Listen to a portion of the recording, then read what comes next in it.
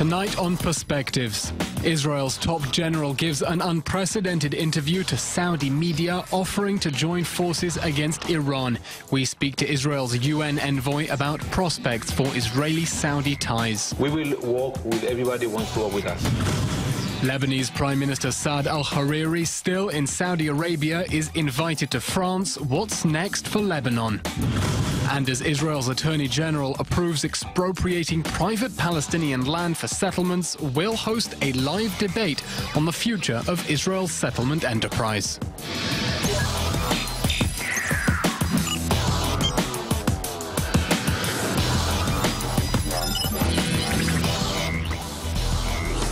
Hello and welcome to Perspectives with me, Eylon Levy.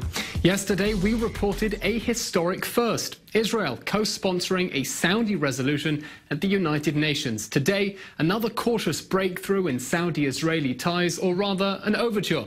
The Chief of Staff of the Israeli army gave an exclusive interview to a Saudi news outlet. He offered to share intelligence with Riyadh and said he was on the same page with the top Saudi general about the need to confront Iran across the Middle East. For more, I-24 News senior defense correspondent Shai Ben-Ari. An unprecedented interview with symbolic and strategic ramifications. Saudi news outlet Elaf published an exclusive interview Thursday with Israel's top military officer, Lieutenant General Gadi Eisenkot, the IDF Chief of Staff. For months, there has been talk of strategic cooperation between Israel and Saudi Arabia, but this interview was perhaps the most public sign yet of this burgeoning partnership. Eisenkot expressed his pleasure at the opportunity to speak about Israel's military and political position through Arabic media. Saudi Arabia and Israel's common interests converged mainly over opposition to Iran, and the Islamic Republic was indeed the focus of much of the interview. When asked what he thinks Iran wants, Eisenkot answered, "The Iranian plan is to control the Middle East by means of two Shiite crescents, the first from Iran through Iraq to Syria and Lebanon, and the second across the Gulf, from Bahrain through Yemen and to the Red Sea." The Israeli Chief of Staff continued, "In this matter, there is complete agreement between us and Saudi Arabia, which was never one of our enemies and who we never fought with. I was at the meeting of international chiefs of staff in Washington, and when I heard what the Saudi representative said, I found it identical to my thoughts on Iran and the need to confront them." Eisenkot also added Israel was ready to share information with the Saudis if necessary, and expressed optimism about the current American administration's regional policy. "With President Donald Trump, there is an opportunity for a new international alliance in the region and a major strategic plan to stop the Iranian threat." Hezbollah chief Hassan Nasrallah recently claimed that the Saudis were pressuring Israel to attack Lebanon. But Eisenkot told the Saudi outlet, "We have no intention of initiating an attack on Hezbollah in Lebanon and starting a war, but we will not accept a strategic threat to the state of Israel." Shai Ben-Ari, I-24 News. And here's what Saudi Arabia's Foreign Minister Adel Al-Jubeir Riyadh had to say about the need to confront Iranian aggression throughout the region, saying enough is enough.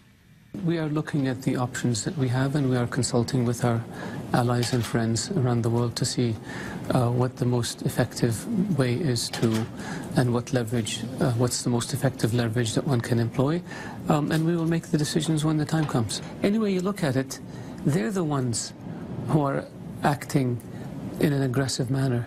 We are reacting to that aggression and saying enough is enough. We're not going to let you do this anymore. Okay, we're taking a very short break, but when we come back, as Iran approaches the Israeli border in Syria, Israeli military leaders speak out, repeating their insistence that Israel will not allow Iran to set up a permanent base in Syria. And Lebanese Prime Minister Saad al-Hariri accepts an offer from the President of France to visit France. Will he stay or will he go to Lebanon to tender his resignation? Plus, did a ruling by an Israeli Arab judge open the door for the expropriation of Palestinian Arab land in the West Bank? We'll find out in a few minutes. We're going for a short break.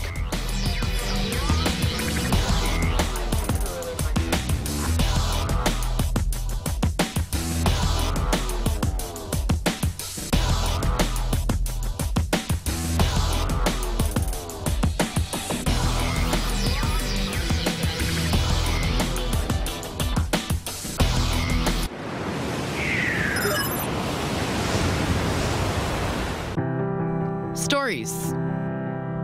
Stories that touch your heart and open your eyes. Stories that take you on a journey and show you something you will never forget.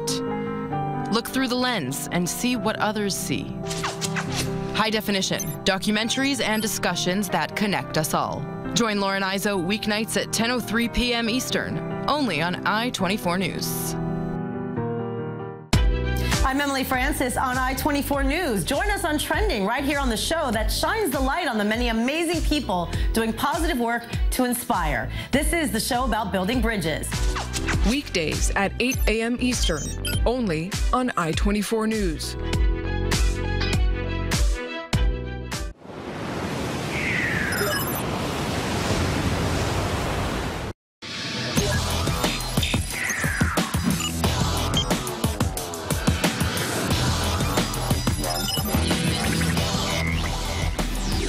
Hello and welcome back to Perspectives. In the Middle East, my enemy's enemy is my diplomatic ally. This week, the UN General Assembly's Humanitarian Committee overwhelmingly adopted a resolution condemning the Assad regime's human rights abuses in Syria. The text was introduced by Saudi Arabia and it was co-sponsored, among other nations, by Israel, a country with which Saudi Arabia has no relations and Saudi Arabia doesn't even recognize.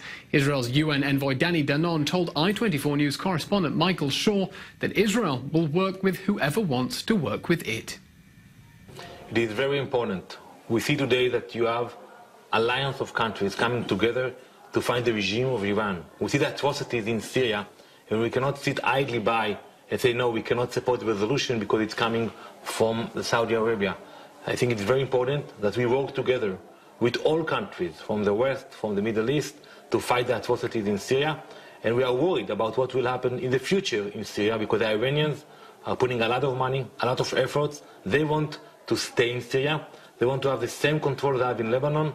And we saw what happened with Mr. Hariri. They want to have the same control in Syria. This is a very interesting world development, a lot of people are saying. When the Saudis are showing their cards now, changing their government, the way that they interact a little bit, certainly now with bin Salman and the changes that happened there, how cautious does Israel have to be about that relationship? We will work with everybody who wants to work with us. I visited Dubai last year. It was a very interesting meeting over there. And I heard what they have to say about the threat coming from Iran. It's not the people in Tel Aviv who are worried. We are all worried. But those countries in the Gulf are much more worried than the people in Israel. That's why I think we should work together with everybody in order to stop the hostility coming from Iran. It's a danger to the people in the Gulf, it's a danger for the people in Israel, but it's also a danger for the people here in the US. And does the Saudi Arabia idea present for the first time a new opportunity to galvanize those people, certainly since you've been doing this? Well, we have been talking with many countries in the past. We continue to do it in the future. The question is what you do privately, what you do publicly. And I spoke about it a lot. And I think that we see that more and more Arab countries are getting closer to work publicly with Israel. And though they are, the position of the Saudis is that they want a sovereign Palestinian state, and some even saying that they want pre-1967 borders. Is that a deal breaker still, even as the two of you, the two nations, work together on some other initiatives? We all know that in order to move forward, you need to negotiate. And Israel proved in the past that we know how to make peace. We did it with Egypt, with Jordan, but in order to do that, you need to negotiate, you need to have a partner, and I think that the involvement of other countries in the region is helpful for the process. Meanwhile, Russia says Iran can stay in Syria as part of a ceasefire deal, but Israel continues to insist it will not allow Iran to set up base there. Here's Israel's Defense Minister Avigdor Lieberman insisting the ceasefire deal in southwestern Syria doesn't tie Israel's hands. The IDF is deployed and well prepared for any scenario. We reserve for ourselves total freedom of action, and the only considerations motivating us are those of Israel's security. As regards Iran, we will not allow Iran to establish itself in Syria, and we won't let Iran turn all of Syria into an Iranian forward base against Israel. Whoever doesn't understand this should. And former Israeli National Security Chief Uzi Dayan told I-24 News, if Iran intends to continue sitting on Israel's northern border, peace won't last there much longer. Until now, we try very much to maintain a balance between protecting our people and even the terror organizations in Syria, and in the same time try very much not to deteriorate the whole situation. Now it's not in our hand. It depends what the Russians and the Americans will agree upon. Israel's only position is we are not going to let Iran to build another outpost near Israel on our northern border. So what exactly are we going to do? Look, we are a responsible country. We don't just want to threat, etc. But if Iran is in the deal in Syria, in this arrangement, the arrangement won't last and the peace won't last in the northern arena. We're joined now by Dr. David Odesnik from the Foundation for the Defense of Democracies. Dr. Odesnik, thank you for joining us. The Israeli Army's Chief of Staff offered Saudi Arabia in an unprecedented interview with Saudi press to share intelligence with Riyadh. Will Riyadh take him up on the offer? Well, first of all, thank you for having me. It's a pleasure to be here. A pleasure to have you. The question I have is that even if the Saudis were to accept, would they want to say anything publicly about it? I think it's quite striking that General Eisenkot made that statement in public, which puts a little pressure on the Saudis to respond. I think the main consideration, although it's a hard one to gauge, is how the Saudis feel their domestic public opinion might react. That traditionally, the Saudi government has been perceived as rather lacking interest in a sort of a solid Arab front pushing hard on Israel, but has always sort of kept up appearances because the population seems to demand it. So the question is, given all the domestic turmoil there now, how does the Crown Prince assess public opinion? Well, let me throw that question back towards you. How much longer, with clandestine ties between Israel and Saudi Arabia, can Riyadh continue acting as if Israel isn't there? Well, you know, charades can be kept up for a remarkably long time. And if there's no need for formal relations, then I'm not sure there's really too much of a constraint. And perhaps we should see if any of this cooperation really materializes before we wonder how long it could last. Well, Saudi Arabia is fighting against Iran in several proxy fronts in Yemen, in Syria, Lebanon. There's a sense that Saudi Arabia is overstretched. Given that, how does Israel fit within Saudi Arabia's regional picture in this area? It's a good question. So I think it's clearly in what you refer to as the northern arena, where in Lebanon and Syria, Israel can be the biggest asset. That Israeli leaders making very clear that they will not tolerate at all an Iranian dominant position there. And of course, that's something the Saudis want as well. In many of the arenas where the Saudis are playing, in Yemen and Bahrain and elsewhere, Israel doesn't have that much of a role to play. But even helping in one or two areas would be key. At the same time, I would emphasize that the overstretch in part has to do with the Saudis not necessarily effectively using their resources, that traditionally they've spent vast sums on the military without necessarily getting the level of military capability one would expect based on that kind of expenditure. And depending on how successful the Crown Prince is in his reforms, he could potentially reshape the military so that it's capable of handling much greater burdens. But is your assessment, as some people are concerned, that by stirring up trouble in Lebanon with the resignation of Hariri, Saudi Arabia might be trying to push Hezbollah and Israel into confrontation in order to take the heat off Saudi Arabia on other fronts? I think that's a difficult question to answer. I think I would assess that right now, for as long as Hezbollah is seriously committed to the war in Syria, having taken thousands of casualties, thousands of troops on the ground, it would have a problem escalating, or it would be very wary of a confrontation with Israel. So if that's the case, then I'm not sure that a Saudi push will change the underlying situation that much. The question may be is if there really is some sort of lasting agreement or reorganization in Syria that ends the conflict and ends the need for the Iranians and the Syrians and Russians to worry about stability within Syria, then would Hezbollah begin to be in a position where it might welcome the chance for escalation. Okay, Dr. David Odesnik from the Foundation for the Defense of Democracies, thank you very much for shedding light on the Saudi-Iranian Cold War. We're taking a short break, but when we come back, Lebanese Prime Minister Saad al-Hariri accepts an offer from the President of France to go to France. Will he stay or will he go back to Lebanon? And did a ruling by an Israeli Arab judge open the door for the expropriation of Palestinian Arab land in the West Bank and Zimbabwe after the coup d'etat? We'll be back.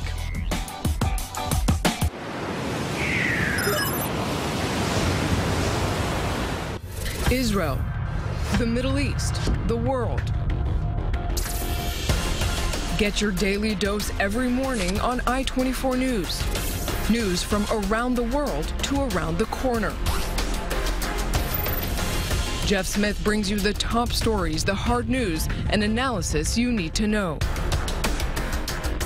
Weekday mornings at 7:05 a.m. Eastern, only on I-24 News. Strictly Security. Your weekly look into security, intelligence, and strategic affairs. Our team brings the latest on the major international conflicts. Analysis of the major security issues right here in the Middle East and around the globe. Join us for a close look at innovative military technology and get up to speed with what's happening in cyberspace. Saturdays, 8:05 p.m. Eastern, only on I-24 News.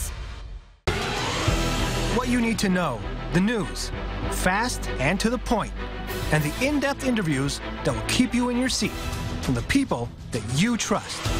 I-24 News presents The New Rundown, co-hosted by Nurit Ben and Kalev Ben David, every Monday through Friday at 1 p.m. Eastern, only on I-24 News.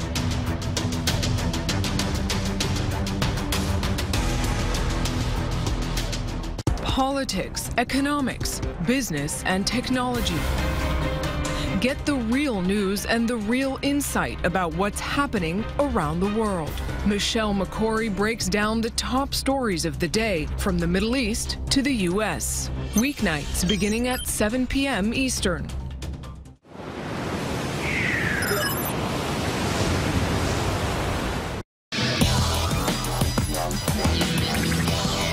Welcome back to Perspectives.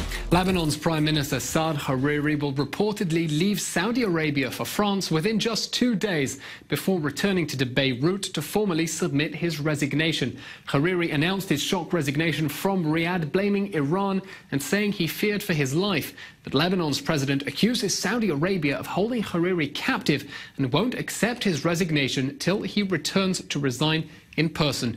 News comes after French President Emmanuel Macron invited Hariri to Paris, and France has said he can come whenever he wants. Our Michael Pluchak has more.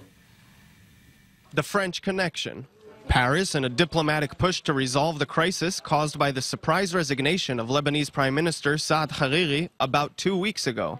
Lebanese President Michel Aoun stated Thursday that Hariri will be in Paris on Saturday and that he awaits the Prime Minister's return to Beirut to discuss next steps, seemingly confirming reports that Hariri accepted a French invitation to stop in France before returning to Beirut to give in his official resignation. We hope that the crisis is over and the option of accepting the invitation of having Prime Minister Hariri in France is open.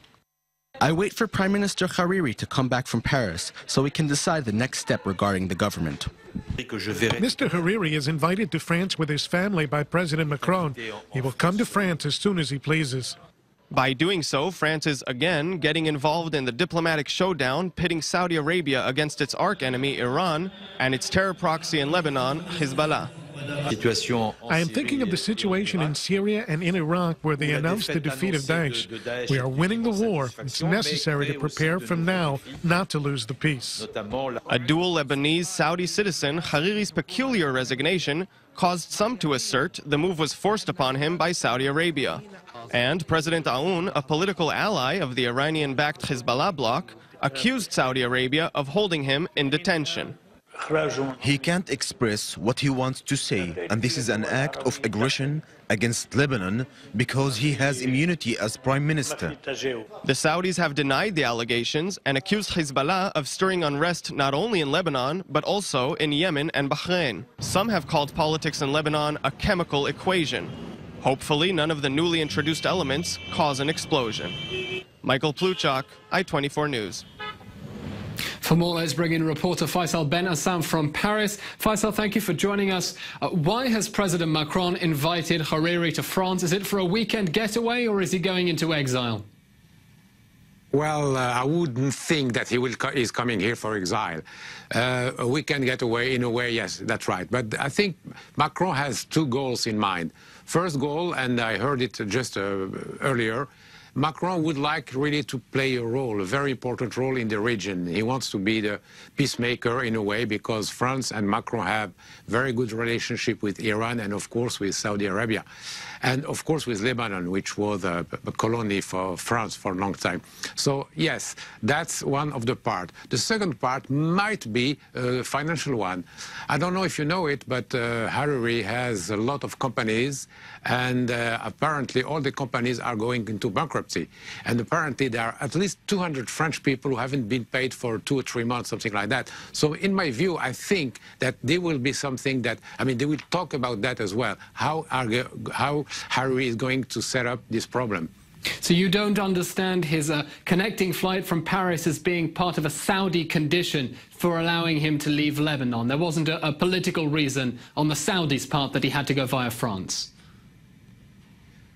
Maybe. I think Saudi are very, for the moment, the Saudi people are very difficult to understand. I think the Crown Prince, Mohammed bin Salman, is very difficult to understand. He's trying to put himself, to impose himself as the leader of Saudi Arabia, of course, and eventually of the whole region.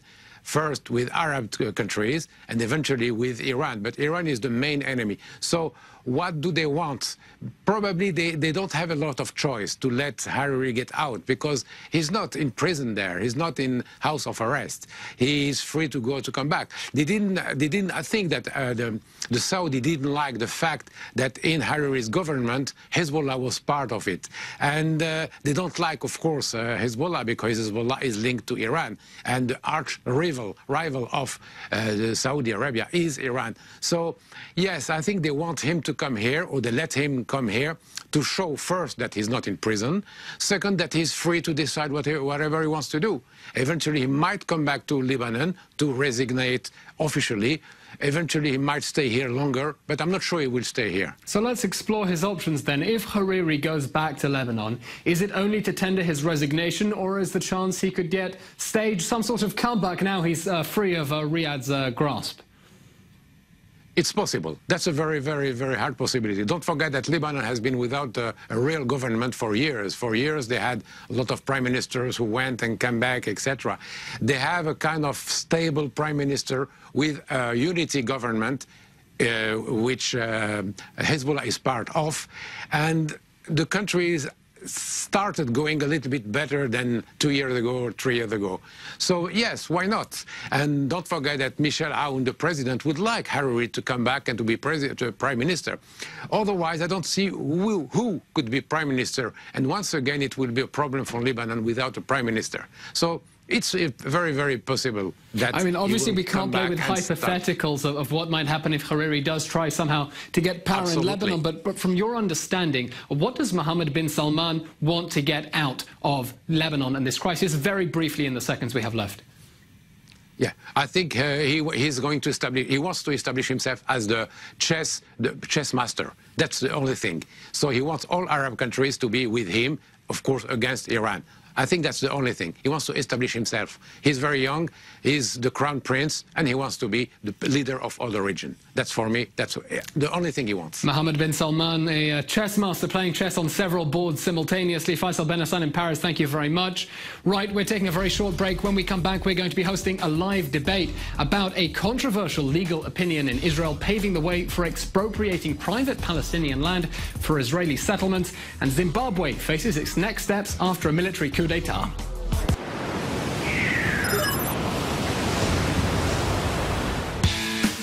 The trends, the fads, the breakthroughs. Get it all on Trending. From food, music and art, to advances in modern medicine. Meet the trendsetters and the tech giants who make it all happen on Trending with Emily Francis. Weekdays beginning at 8 a.m. Eastern, only on I-24 News.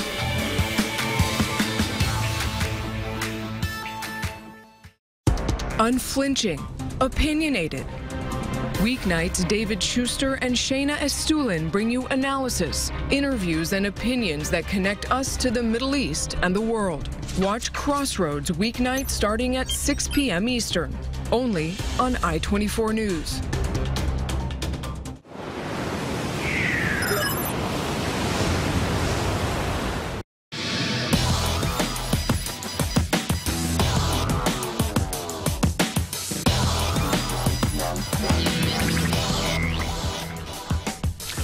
Welcome back to Perspectives. Can Israel expropriate privately owned Palestinian land in the West Bank for the benefit of Israeli settlers? According to Israel's Attorney General, yes, it can. In an unprecedented opinion, Avichai Mandelblit paved the way for the state to legalize a road on private Palestinian land leading to an illegal settlement outpost. Our diplomatic correspondent Mike Wagenheim has more. Did a ruling by an Israeli Arab judge open the door for the confiscation of Palestinian Arab land? A stunning change of heart from Israel's Attorney General will likely result in the expropriation of West Bank land for an access road to a Jewish settlement. Attorney General Avichai Mandelblit had been steadfast in his refusal to grant approval for such measures in past cases. But Supreme Court Justice Salim Jobra, an Israeli Arab, recently ruled that Israeli settlers in the West Bank, historically known as Judea and Samaria, are a protected population who have a right to things other Israelis do, like access roads to their homes, and said, therefore, private Palestinian Arab land could be taken for use in settlements in certain circumstances.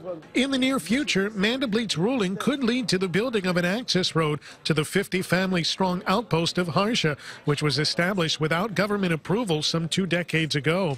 The road would allow Harsha to proceed with efforts to legalize the settlement. But more broadly, it could do away with the need for the controversial regulation law, which the Supreme Court has frozen. The law would allow for the confiscation of private Palestinian Arab land in cases where settlements built on the land had been constructed with government approval or in good faith.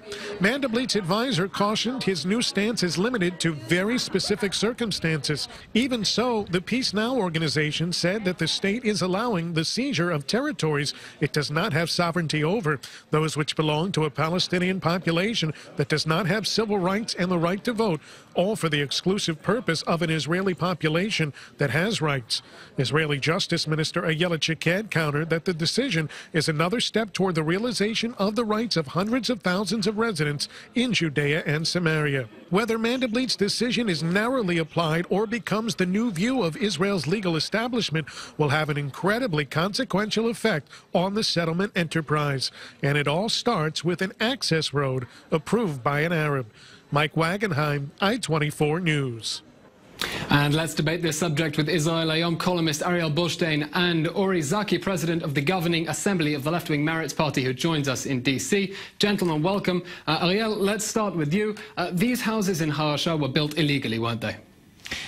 Probably they built illegally, but now the government decision was to make this settlement a legal one. And once it is legal, their population has the same right as any other population in Judea, Samaria, or if you would prefer to call it the West Bank. Once it is legal, but for now we're talking about houses that are under demolition order because they were built without planning permits on land that doesn't belong to the people who live there, correct? No, it's not correct. It was built without a proper government process, but the land is a government land, is a state land, and according to the decision of the Supreme Court, the Jewish population in Judea, Samaria is a natural population of this land, exactly as an Arab population, which means that it should get all the necessary infrastructure, including roads. I understand that. Before we get on to the legal argument, I just want to get the facts on the ground. At the time that the settlers built this, we were talking about land whose ownership was yet unclear. It wasn't until much later that the state decided this was state land. Exactly. Okay. But that is the case with a lot of Arab construction as well. A lot of Arab construction. Okay, well, look, if this was built without building permits on land that didn't belong to the owners, and they're under demolition orders, as a taxpayer, why should I pay to seize someone else's land in order to legalize roads to houses that are meant to be demolished anyway? The Israeli approach is, first of all, the approach of a humanitarian access, which means that doesn't matter if we are talking about the Jewish village or Arab village. All the population in Judea and Samaria should get all the services from the state, which mean also the roads, the electricity, the water supply. Israel, for example, supplies water to a lot of illegal Arab houses.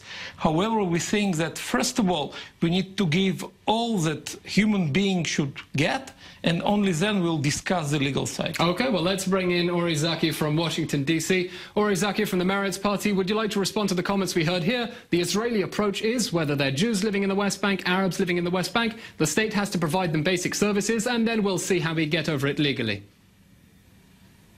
Well, if we're talking about basic services, of course I agree. Unfortunately, the settlers who went there knowingly in order to prevent any future for Israel as a Jewish and democratic state, as long as they live there, they should get basic services. That's true. But it's really a joke what Ariel is talking about. When he says that Jews there need to get as much as Arabs do, and as much as the Palestinians do. You know, it's ridiculous, because the Palestinians living under Israeli military control are poor, don't get basic human rights, while the settlers, although living outside the boundaries of the sovereign state of Israel, get much more than typical regular Israelis like you and I get from the government. They get more subsidies, they get more tax cuts, and they get more other resources that no other Israeli So just to clarify, while you dispute whether Israel gives more to the Arabs or to the settlers, just to clarify, while you dispute Ariel's claim that Israel gives the same to Arabs and Jews, are you in favor of expropriating land in order to pave this access road? As you say, they deserve basic services like access roads, do they not? You know, many times this government, the right-wing government, Netanyahu's government and his coalition, his extreme right-wing coalition, accuses the Supreme Court for being a merits branch. So I can tell you, I'm really disappointed with the Judge Jubran's this particular decision in this particular case. I think it's a mistake. But we should remember two things. First, that even Judge Jubran spoke about the Geneva Convention, meaning that he didn't look at the Israeli book of law, but rather in the book of occupation law. So what Ariel is suggesting, as if these are regular Israelis, it's not correct. He refers to even to the Israelis living there as part of the law of occupation. And as to Mandelblit, he already said, I mean, unfortunately, he had to act as he did because of this ruling by Judge Jubran. But he already said that the land grab law is not something he's going to support. So I don't think there is the festivities in the settlements are too early. Ariel, let's get your response. Ori Zaki in D.C. expressing disappointment with this ruling by Salim Jubran, just to provide context for our viewers, says that Israeli settlers in the West Bank, 50 years after the Six-Day War, are indeed part of the local population, and so the government is obligated, or the state is obligated, to provide them services, just like the Arabs. I would say even more. This population in Judea, Samaria, is a native population of the land. The Jews and the Arabs live there. They will continue to live there. That's the reality. We should adopt ourselves to this reality. Nobody can or should change it. And those dreams of evicting Jews from Judea, Samaria, not only are they immoral, they're totally ineffective. That will be the situation for the future. So we should provide all the democratic rights to the whole population in Judea and Samaria without any discrimination. I cannot accept people who would like to discriminate Jews only because they're Jews. That's why I think that the same rights, for example, I'm not only a columnist, I'm a lawyer. Every day in Israel or in any other country, private property is expropriated for the well-being of the general society. And of course, in this case, for example, the Arab owner will including for people who serially broke the law. And this for the benefit of people who broke the law. Exactly. the same situation is in Israel. A lot of Arab construction in southern Israel is illegal, and we as a state provide them all the necessary supplies. And of course, sometimes the private well, of course, that's when it doesn't demolish. That's when it doesn't demolish those Bedouin villages. But I'm afraid we have to go for a break. Ori Zaki in DC, thank you for joining us. Ariel Goldstein from Israel Ayom, thank you for joining us. We have to go to break. We'll be back in a second.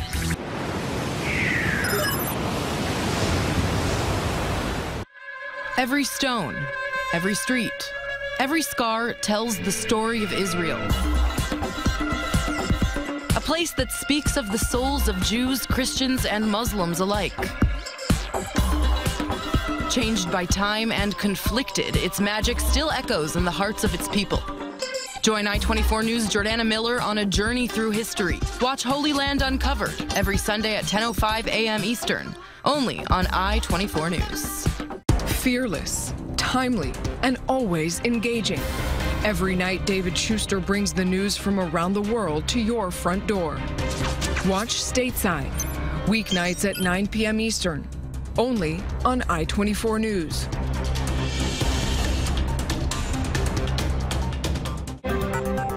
Esta semana en News 24, Guerra Fría muy caliente, Arabia Saudita e Irán pelean por la hegemonía de la región. Secretos atómicos, Darío Hinchuk dice que Irán tuvo instalaciones no declaradas a la Agencia Internacional de Energía Atómica. News 24, el magazine semanal en español de I-24 News. I-24 News.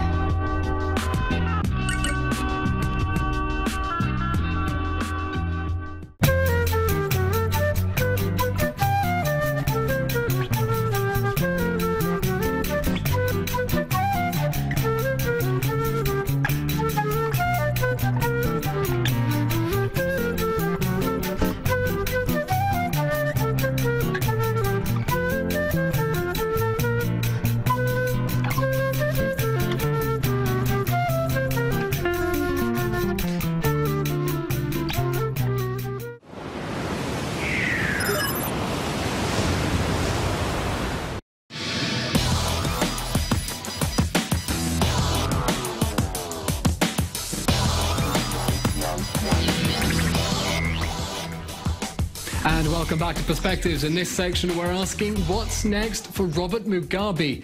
Zimbabwe's autocratic leader is still under house arrest after a military coup.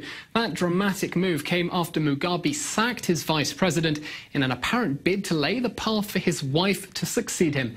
Well, Mugabe is now negotiating his fate with the army through mediators from South Africa. Marcus White has more. Soldiers have been out in full force across Zimbabwe's capital. They seized a state broadcaster. The takeover of power happened after President Robert Mugabe's ruling party, ZANU-PF, accused the military's leader, Constantino Chiwenga, of treason. Some Zimbabweans support Mugabe's removal.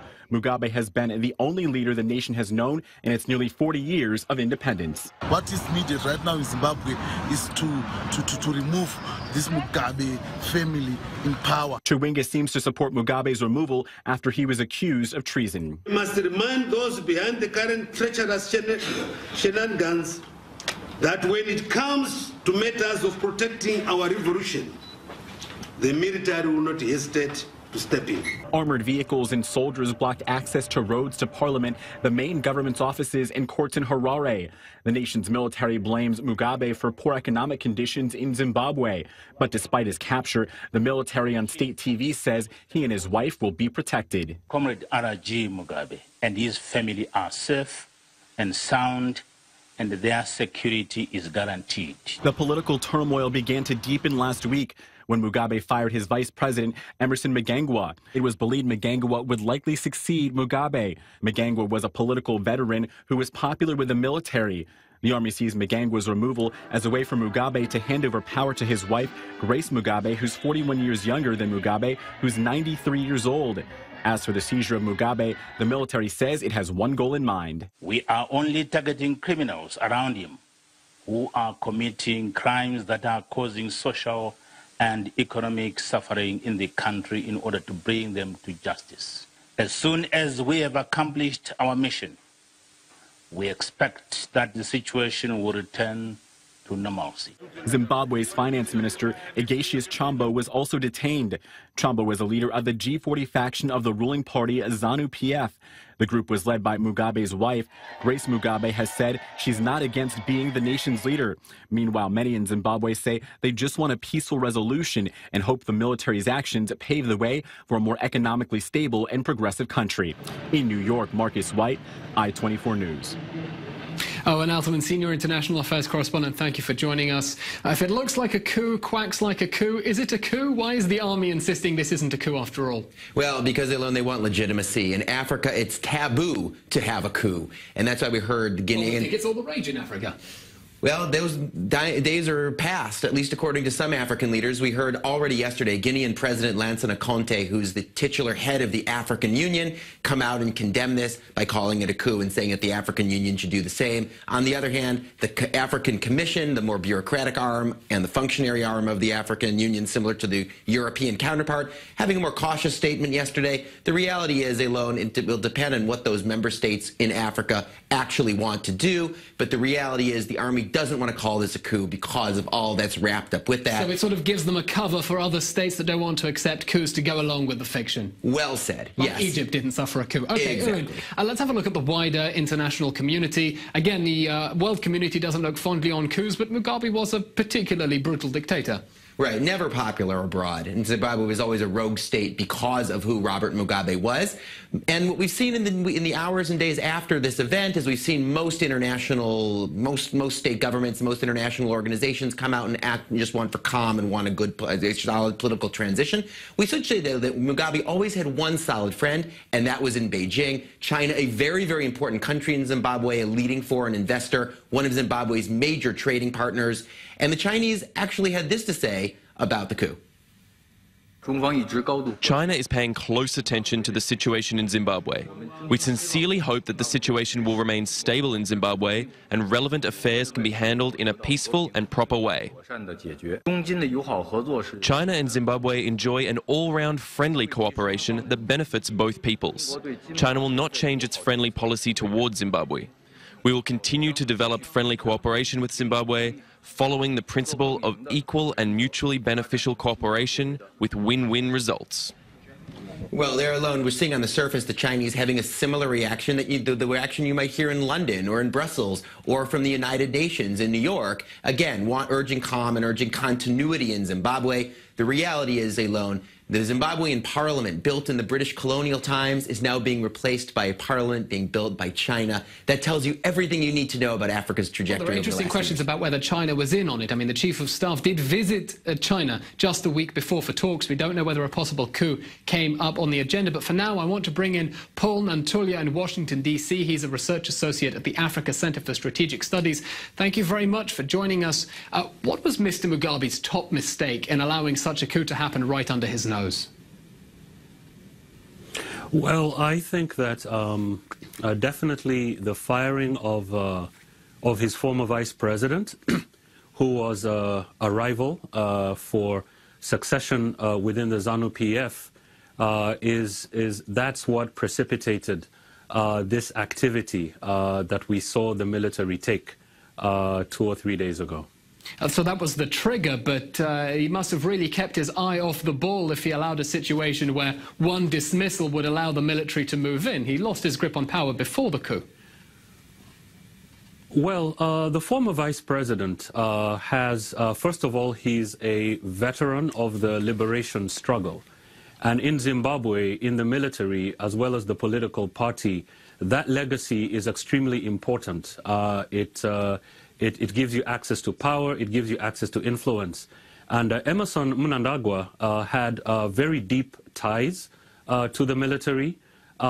He has been an ally of President Robert Mugabe, and he's been involved in a dispute within ZANU-PF. He was identified with the faction within ZANU-PF that is dominated by veterans of the liberation struggle. So it was inevitable that the military would intervene because the military identifies very strongly with that liberation heritage. And if you heard what the Chief of Staff said when he made his announcement the day before moving on Harare, he said that the army was poised to take action whenever it felt that veterans of the liberation struggle were not being treated well. Okay, Paul Nantulia in Washington, D.C., thank you very much for joining us. Owen Altman, thank you for your analysis as always. We're taking a very short break. When we come back, a painting by Leonardo da Vinci just smashed a world record for the most expensive work of art ever sold at an auction. Broke that record by quite a lot, I should add. We'll be back with more details after the break.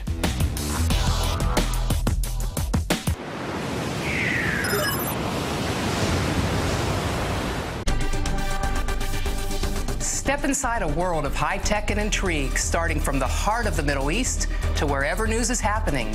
We'll show the untold stories of security, intelligence, and strategic affairs, along with in-depth analysis of global conflicts, military technology, and cybersecurity. All this and more on Strictly Security. Saturdays, 8:05 p.m. Eastern, only on I-24 News. Unflinching. Opinionated.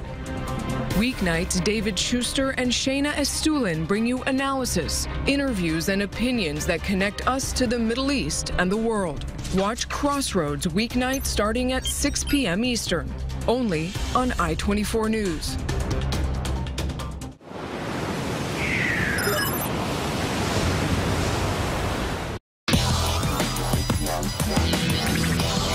Welcome back to Perspectives. Staying with art, a painting by Leonardo da Vinci just smashed a world record for the most expensive work of art ever sold at auction. Salvator Mundi, Savior of the World, fetched $450 million at Christie's in New York. That's more than 4 times the pre-sale estimate.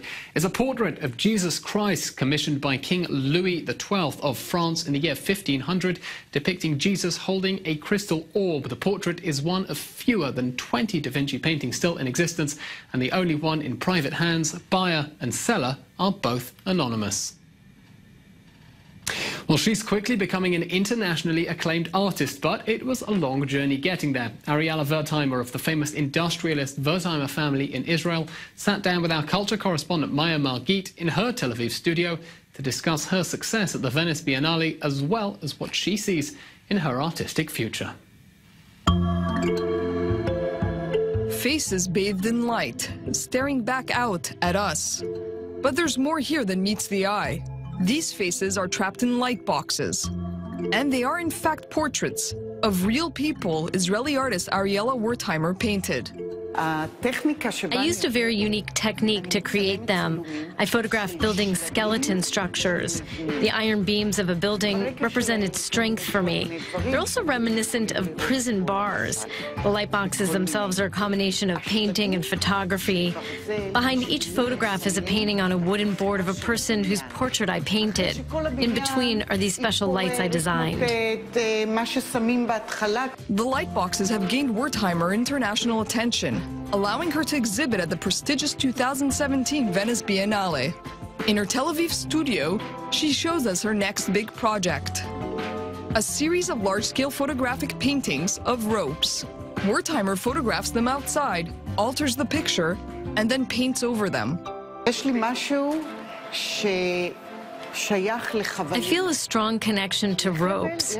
Ropes can be used for many purposes. It can be used to connect two things. It can be a lifeline, but it can also be used to hang someone. I try to bring out all these different meanings in my work. Though she always dreamed of becoming an artist, she made the creative leap just 3 years ago, when she first began exhibiting professionally in Tel Aviv. When I graduated from high school, I really wanted to go to art school, but my parents said it wouldn't be a lucrative career. So I put it aside and I went to study how to become an X-ray technician. I served for 13 years in the Israel Defense Forces. After that, I got divorced and remarried. And after my husband asked me what my dream in life was, I told him I always wanted to paint.